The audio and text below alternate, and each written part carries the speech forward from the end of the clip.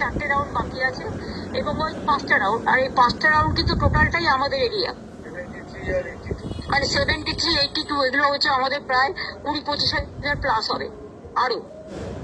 এরা সেই সময় সব গুন্ডাদের নিয়ে ঢুকেছে, ঢুকে একদম পুরো ডিও আরও সিআরপিএফ কে নিয়ে পুরো গাদা গাদা লোক ঢুকে আমাকে তো মারধর করেছে, এজেন্টদের মেরে তাড়িয়েছে, চ্যাংজেলা করে করে বের করেছে সিআরপিএফ এর হেল্প নিয়ে, এবং টোটাল মেশিন কারচুপি করছে। 4টে কাউন্টিং এ আমাদেরকে, 5টা কাউন্টিং এ আমাদের কেউ নেই, এবং একতরফা মেশিন নিয়ে চলে যাচ্ছে উইদাউট সিলিং, এবং আমাদের কাউন্টিং এজেন্টদের উইদাউট প্রেজেন্স। আমরা কিন্তু হলেই বসে আছি, মানে বাইরে বসে আছি, আমাদের ভেতরে ঢুকতে দিচ্ছে না। এইরকম অত্যাচার, অমানবিক অত্যাচার। একটা এসআইআর ভোট কাটা, 2 হচ্ছে এত মানুষকে ভোট, মানে বিশেষ করে ভোট দেওয়ার পরেও জোর করে লুট করছে, লোডশেডিং করে বিভিন্ন এলাকায় মেশিন লুট করেছে। তারপরে সকাল থেকে বিভিন্ন জায়গায় অন্তত 100টা সিটে আমাদের এজেন্টদের মেরে তাড়িয়েছে with the help of CRPF, এবং ডিওরা সেখানে একদম নিশ্চুপ ছিল। আরোরাও তাদের কিছু প্ল্যান করেনি, পুরো দিল্লি নির্বাচন কমিশনের ইনস্ট্রাকশনে করেছে। এই ইলেকশনটা বিজেপির সাথে আমাদের হয়নি, ইলেকশন কমিশন এই ডার্টি গেমটা প্লে করেছে, যে ডার্টি গেমের কোনো ক্ষমা হয় না। এখানে আমরা এখনো বলছি, আমরা 200+ সিটে আমরা এগিয়ে আছি, এগিয়ে ছিলাম, কিন্তু সেখানে সব কাউন্টিং এজেন্টদের ঘাট ধাক্কা দিয়ে বের করে দিয়ে ইভিএম মেশিন লুট করেছে। ওয়ান সাইডেড বিজেপির গুন্ডা বাইরে বসে আছে, ভেতরে বসে আছে, আর আমাদের কাউন্টিং এজেন্ট আমি সহ আমরা বাইরে 3 ঘন্টা বসে আছি। আর কতক্ষণ এভাবে চলবে? আর তার মধ্যে ইভিএম মেশিন উইদাউট সিল করার জন্য, সিল করতে গেলে তো সব পার্টিকে লাগে, তা আমাদের কাউকে সিল করাইনি, সব এসে ঢুকিয়ে দিয়েছে রুমের মধ্যে, এবং স্ট্রং রুম থেকে সব মেশিন নিয়ে চলে যাচ্ছে নিজেরা নিজেদের মধ্যে কাউন্টিং করে, ওয়ান সাইডেড। আর ডিও আমাকে বলে গেল, ম্যাডাম আপনাদের এআইটিসি কে অন্তত আমরা অ্যালাউ করবো, আপনাদের পাস দেবো, আপনাদের এজেন্টদের দেখে পাঠান। আমি সবাইকে ডেকে পাঠালাম, আমাকে 2 ঘন্টা টাইম দিল, আমি 1 ঘন্টার মধ্যে সব ডেকে পাঠালাম, but they are not allowed, even I am not allowed. এটা কি ইলেকশন? এটা অ্যাট্রসিটিস। এইভাবে জেতার কোনো মানে হয়? এটা জেতা নয়, এটা অনৈতিকতা, এটা নীতির জয় নয়, এটা আদর্শের জয় নয়, এটা হচ্ছে বিজেপির সবচেয়ে বড় পরাজয়। একতরফা নির্বাচনটা করলো, কাউন্টিংটা পর্যন্ত কাউকে ঢুকতে দিচ্ছে না। অনেক জায়গায় এখনো আমাদের জিতেছে, তাদের সার্টিফিকেটও দেওয়া হয়নি। ভ্যানিশ কুমার নিজেকে কি ভাবে? একদিন নিজে ভ্যানিশ হয়ে যাবে, তখন কি হবে? এটা চ্যালেঞ্জ হবে না? আমরা তো চ্যালেঞ্জ করবো, আমরা প্রত্যেকটা এভিডেন্স রেখেছি।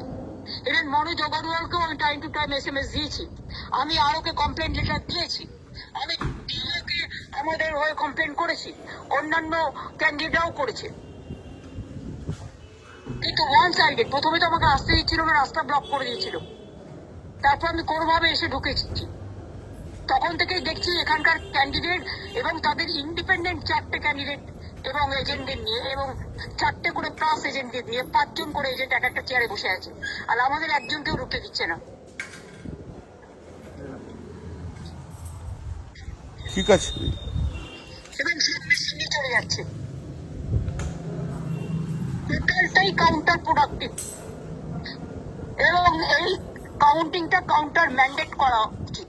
যে যে জায়গায় এগুলো হয়েছে সব কমপ্লেন লজ হয়েছে, তুমি আজ আইনজীবী, আমি তোমাকে ব্যাপারটা জানিয়ে রাখলাম।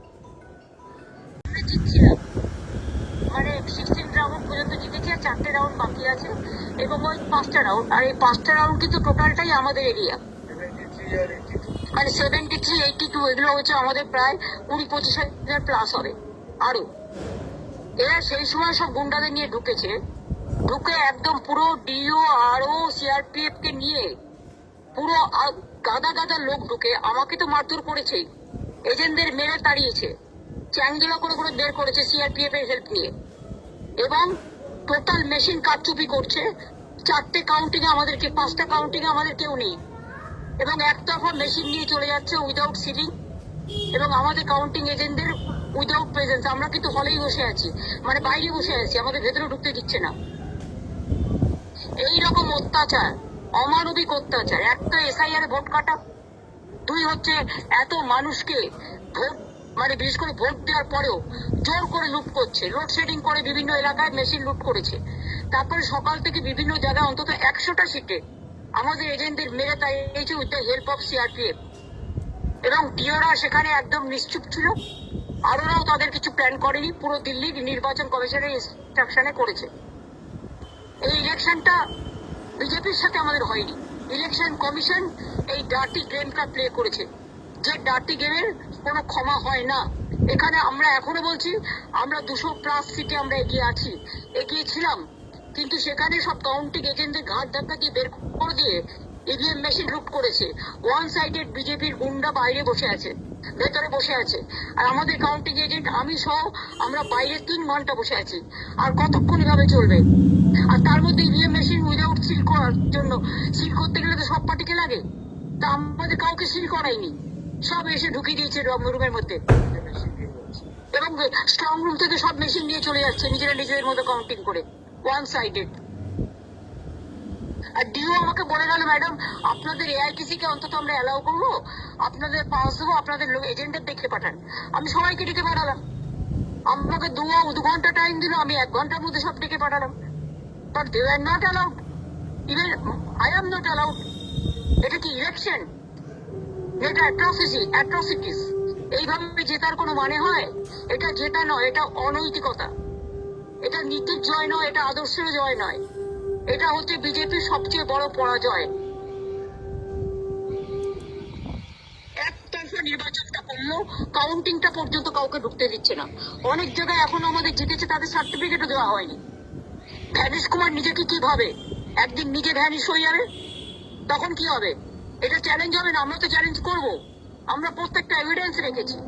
ইভেন মনোজ অগরওয়ালকেও আমি টাইম টু টাইম SMS দিয়েছি, আমি আরোকে কমপ্লেন লেটার দিয়েছি, আমি ডিওকে আমাদের হয়ে কমপ্লেন করেছি, অন্যান্য ক্যান্ডিডেটরাও করেছে, কিন্তু ওয়ান সাইডেড। প্রথমে তো আমাকে আসতে দিচ্ছিল না, রাস্তা ব্লক করে দিয়েছিল, তারপর আমি কোনোভাবে এসে ঢুকেছি। তখন থেকেই দেখছি এখানকার ক্যান্ডিডেট এবং তাদের ইন্ডিপেন্ডেন্ট 4টে ক্যান্ডিডেট এবং এজেন্টদের নিয়ে, এবং 4টে করে প্লাস এজেন্টদের নিয়ে 5 জন করে এজেন্ট এক একটা চেয়ারে বসে আছে, আর আমাদের একজনকেও ঢুকতে দিচ্ছে না। ঠিক আছে, এবং সব মেশিন নিয়ে চলে যাচ্ছে, টোটালটাই কাউন্টার প্রোডাক্টিভ। এবং এই কাউন্টিংটা কাউন্টার ম্যান্ডেট করা উচিত, যে যে জায়গায় এগুলো হয়েছে সব কমপ্লেন লজ হয়েছে। তুমি আজ আইনজীবী, আমি তোমাকে ব্যাপারটা জানিয়ে রাখলাম।